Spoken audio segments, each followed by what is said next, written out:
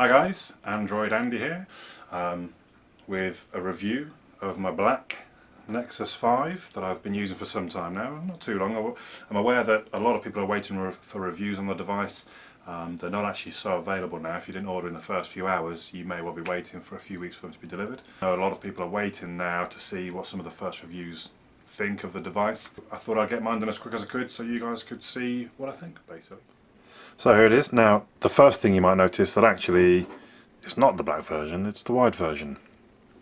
If you want to see the differences between the two, I'll pop a link just up here to my video that I made showing you. There are some differences other than just the colour, which I'll cover briefly.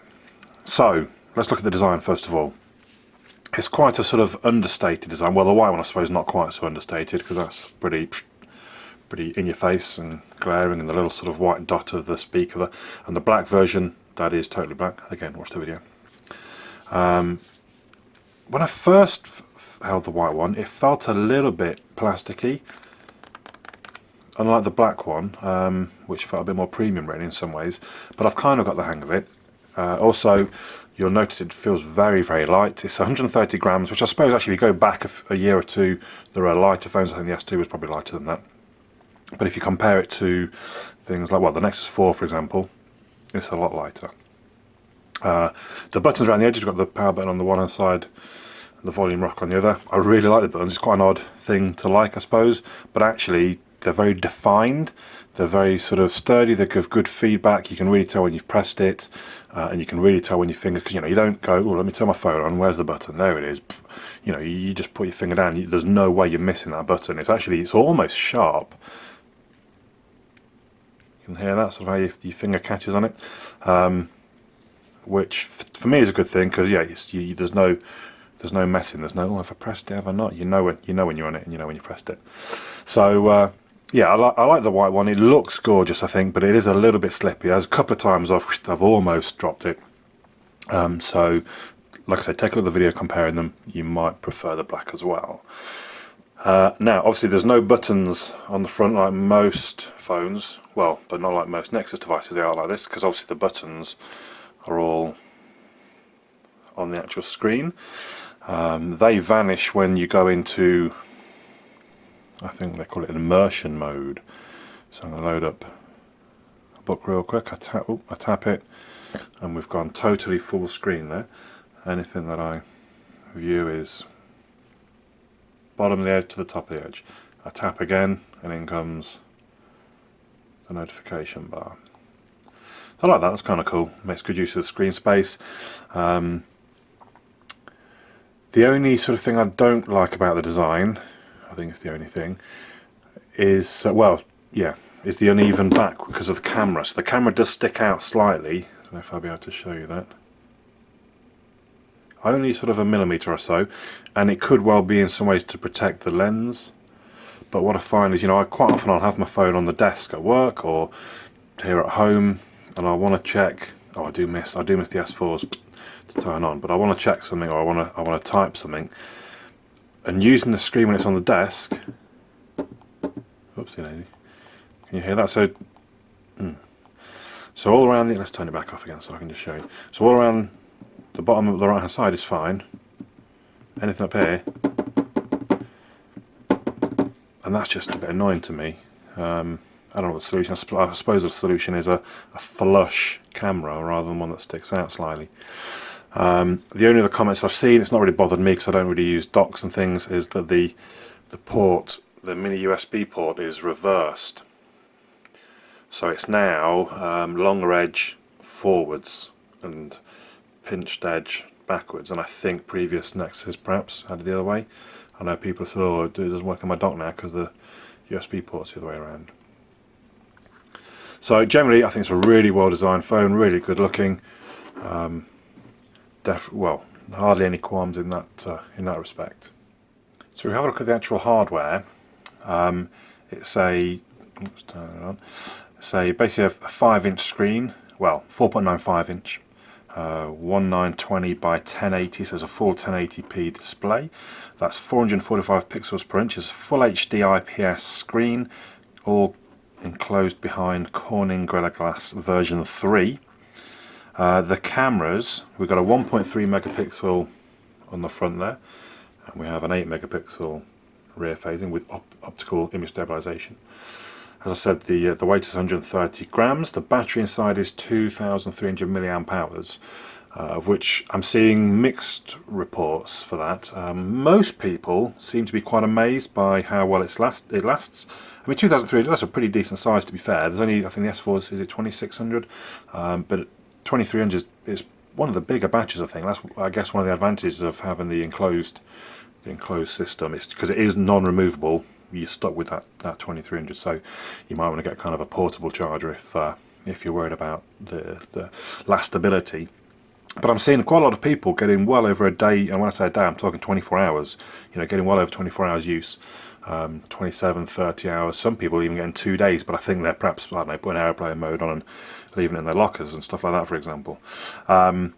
It does have wireless charging built in, which is kind of cool. I think I'll be trying to get myself a QI charger. So literally you just leave the charger on the sort of plate on your desk or bedside table, and like you plonk it down, it starts charging automatically. The charging seems to take, I think it does more than 1 amp. I think, and it's hard to tell because there's apps that sort of try and not guess, but try and estimate how many amps are coming in, and it looks like it goes up to 1.2, 1.3 amps. So not 2 like the S4, which is a shame, but 1.3 is still pretty good.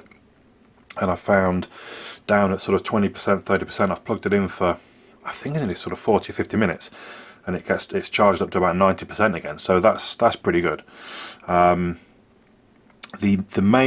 heart of the machine is a Qualcomm Snapdragon 800 2.26 gigahertz quad-core processor.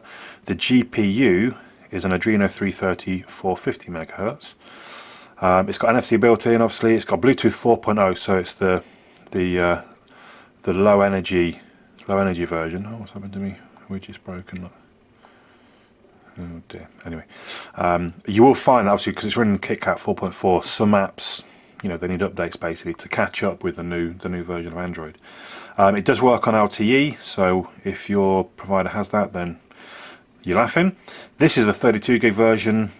There is a 16 gig version. The 32 gig version, if you haven't seen, $340 in the Play Store, and the 16 gig version $299.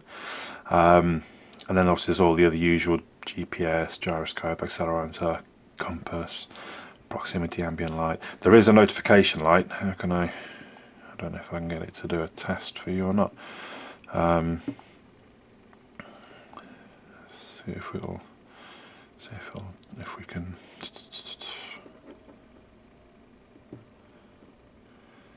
Oh.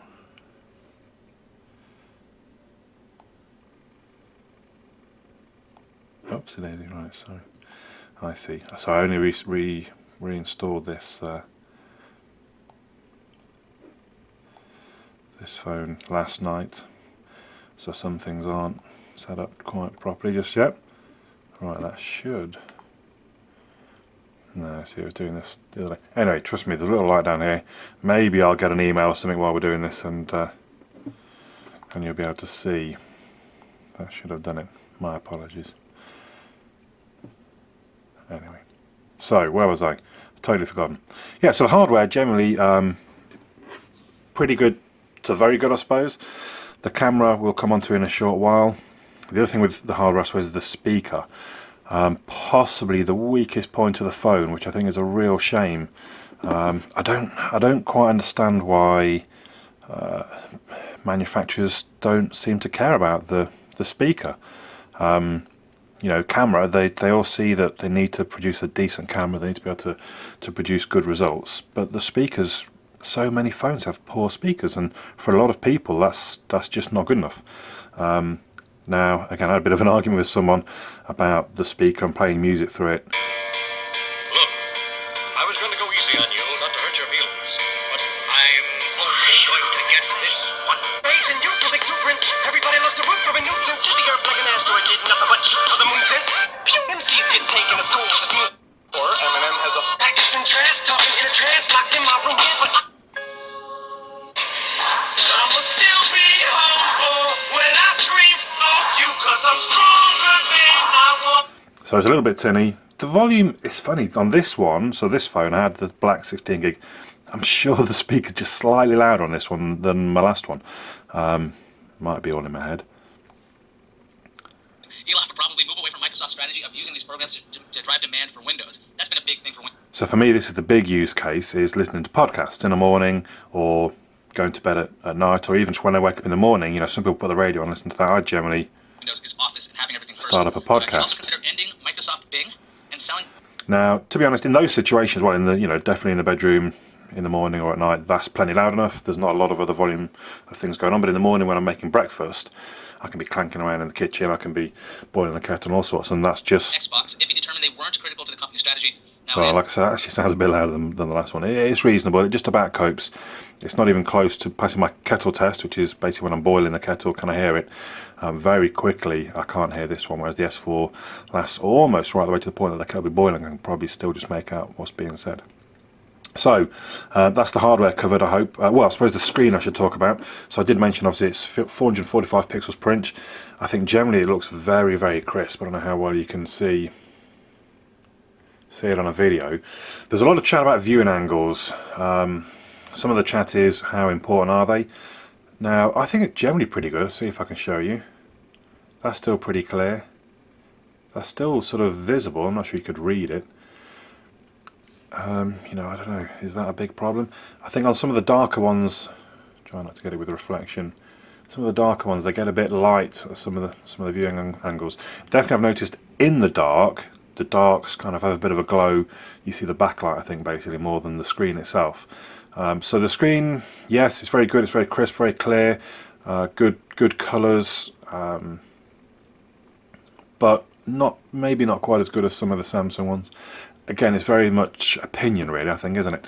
Of which you prefer. This is obviously the LCD as opposed to the Super AMOLED. But yeah, all around, generally, I'll say very good hardware. Holds its own against most of the devices on the market at this point. So I did just mention it. I'll have a quick look at the camera. Now, unfortunately, because I reinstalled, remember locations, yes. Because I reinstalled, I don't think I've got pictures on here to show you. Oh, that's the zoom, look. You haven't seen it before, the kind of pinch to zoom. My advice, never use a digital zoom. Really, I mean, even just doing that, you can see how fuzzy. You're better off, I think, taking a picture then cropping it down afterwards. Anyway, so reasonably quick to open. Let's take a little picture of our Android friend here. Got focus. Now I think that's probably perhaps the first thing you notice. Was it the Galaxy Nexus where they were really sort of happy about the instant shutter speed? So watch for the delay. I mean, that's not too bad, but it's not really what, you know, you definitely wouldn't call it instant. We switch over to HDR. That takes a couple of seconds.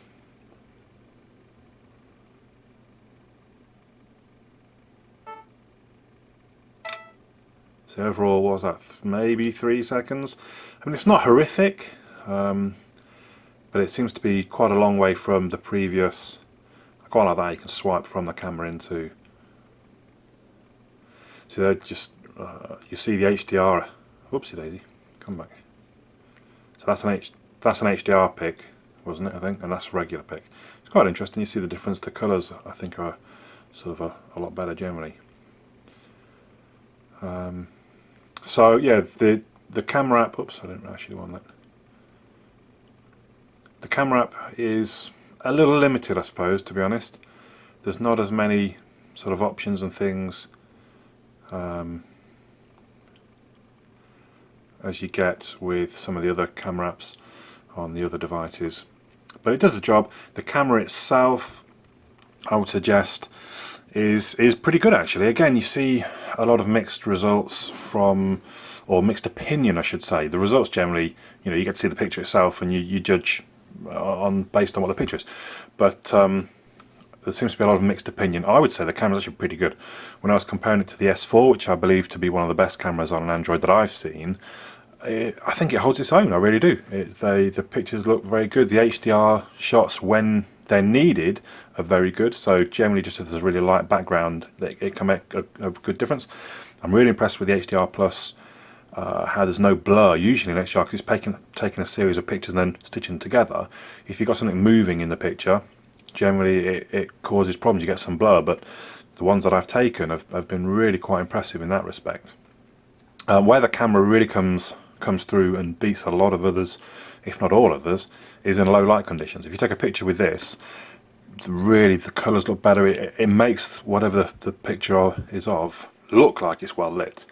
It really is that good. Apparently that's due to the design allowing more light in, which is the main issue with camera phones, because the lens is just so small, the amount of light getting in is very limited. That's just a physical restraint. You know, there's not much you can do about that, unless you can't have a lens that big like you would have on a DSLR or even a compact camera. It's got to be a little thing. The amount of light you can get in there is limited. There's no way around that really. But they've not redesigned, but the way this is designed, it allows more than most camera lenses, more light in than most camera lenses. So personally, I think the camera is very good. If the camera is important to you, given that it's in a phone, I think it's good enough. If it's really that important, go and buy a DSLR. You know, this is not for photo shoots of models, or you know, it's just for, oh, that's pretty cool, whip your camera, whip your phone out, take a picture. And personally, I believe the camera on this, yeah, that it's well up to that task. So as I mentioned, this version, or this device, has Android 4.4,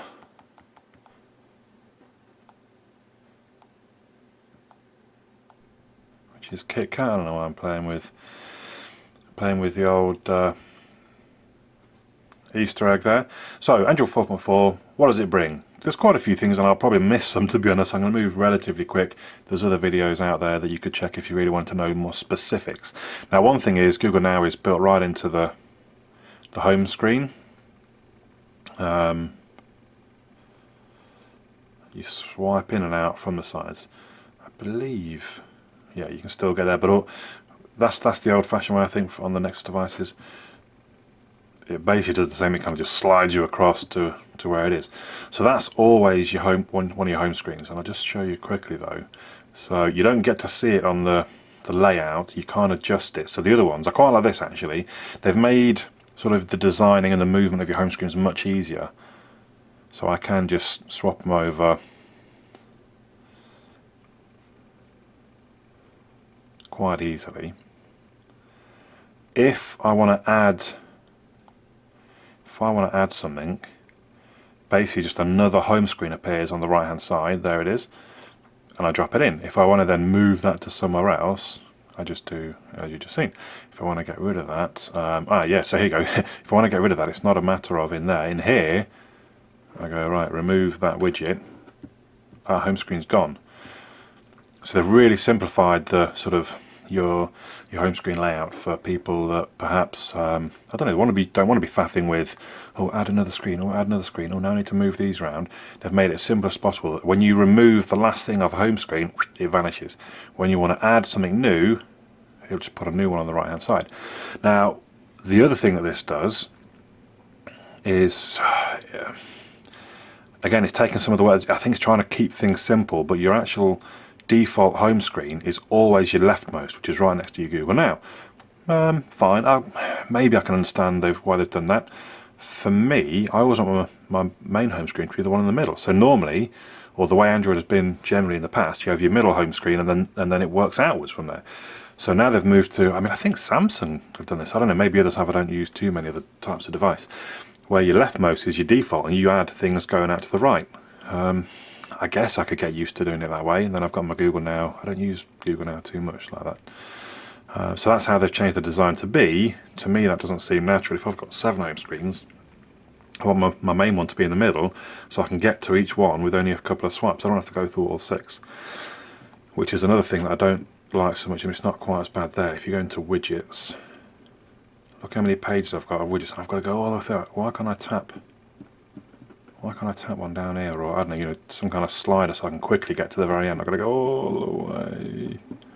Come on. Finally, to the end. So, small gripe. it is a very small gripe on what otherwise is a fantastic update 4.4. I like the design changes. So you'll notice at the top we've now got transparent notification bar. The same sort of stuff goes on in the pull down as it did before. 2 fingers gets you your control panel, or you can do one finger and tap that. Regular, same old swipe aways. Transparent navigation bar at the bottom, I really like. I should have showed in the hard way how quick it is to switch between apps. I just think it really is very slick. Anyway, so transparent navigation, but it is slick and smooth. Android 4.4. So many people have commented that it's the slickest, smoothest Android yet. I don't think you can argue that. It is very fast and slick moving between apps.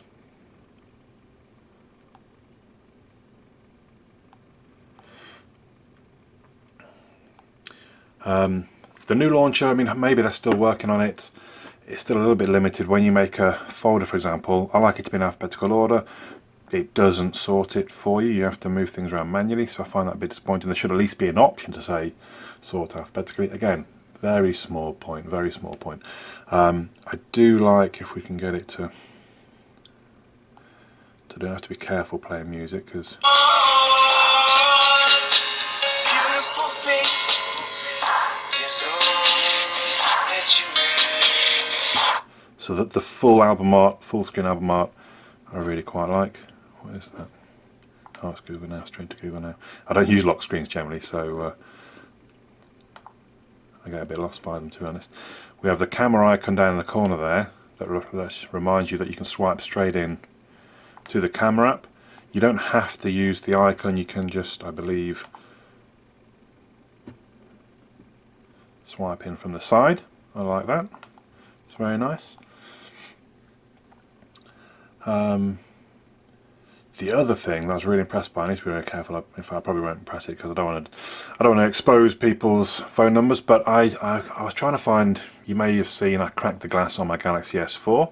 I was trying to find somebody that would fix that. So I googled some numbers. I was trying to ring one, dialed it, and ringing away. And as I looked at the screen, it had caller ID artwork.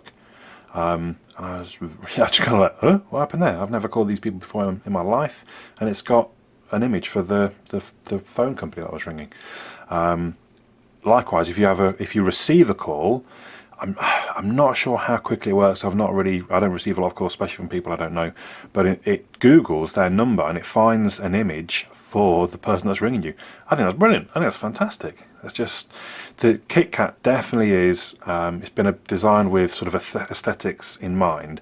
And it's just little things like that. Well, I will show you. I will show you the dialer.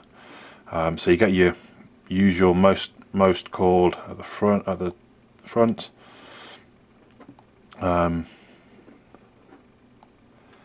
The dial pad works like normal. Oh. So anyway, there you go. All around the software, KitKat 4.4, I think it's a very good update. Very pleased with it, and it's a sort of a strong selling point for the Nexus 5.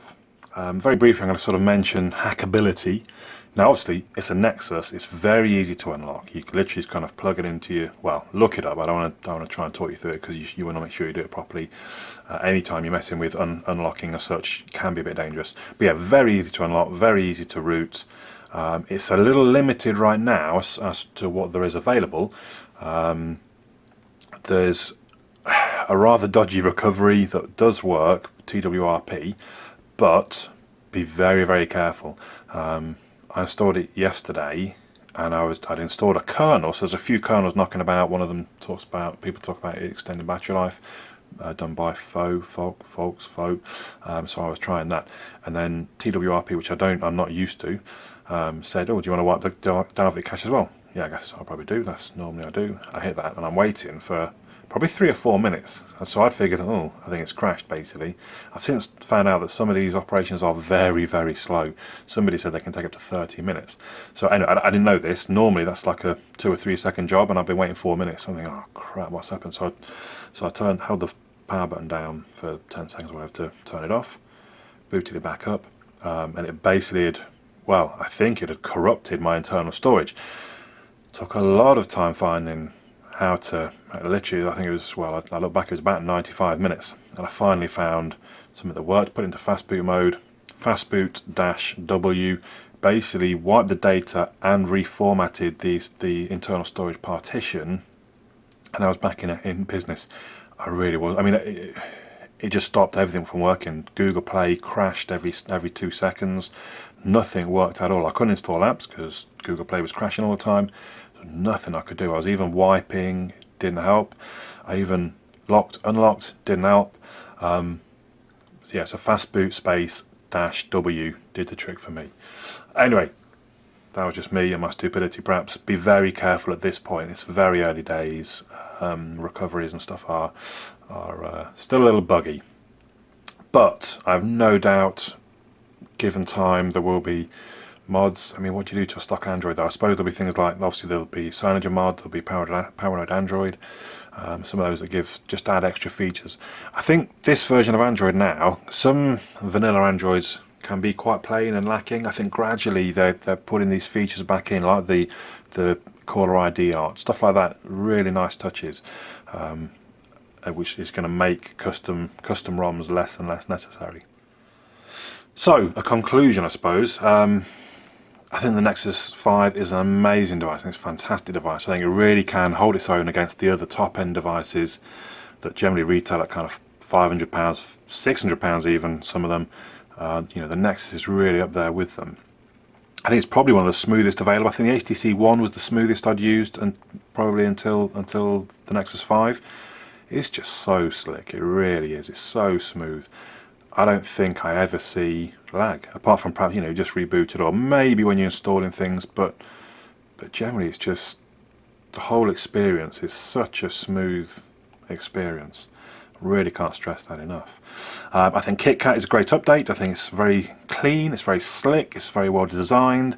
There's some great aesthetics going in. And now, you know, it's only maybe in the last year and a half where Android or Google have decided, you know, we need to start making this look a bit better. They've always been functional, but now they want to make the experience nicer. And I really think they've done it. I really think they're on the right track. There's still more improvements to be made, but it's really going in the right direction. I love the OK Google. It's not going to do it now. Oh, actually, well, I know what I need to do. I didn't show you this already. We have to switch it over to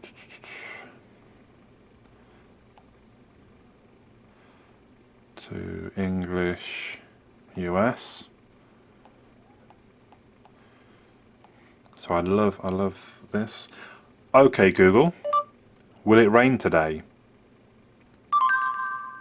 No, rain is not expected today in London. The forecast is 9 degrees and partly cloudy.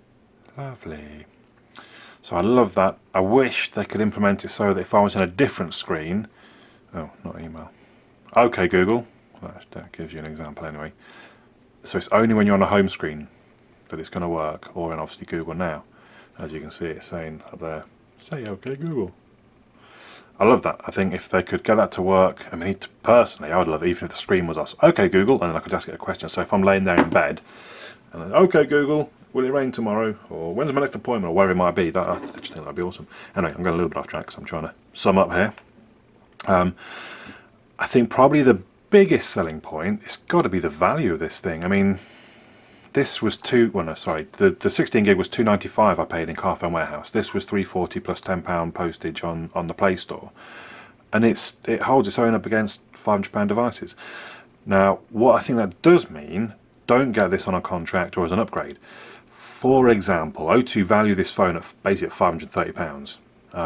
If you do their O2 refresh, the best phone price you can get is $460. So this is the one where they separate the phone and the actual the contract, the minutes, the date, and all this. They separate the two, and the cheapest you can get the phone for is $460, payable on a 24-month contract. Now, you're effectively wasting what, £120, £110, I suppose, if you include delivery.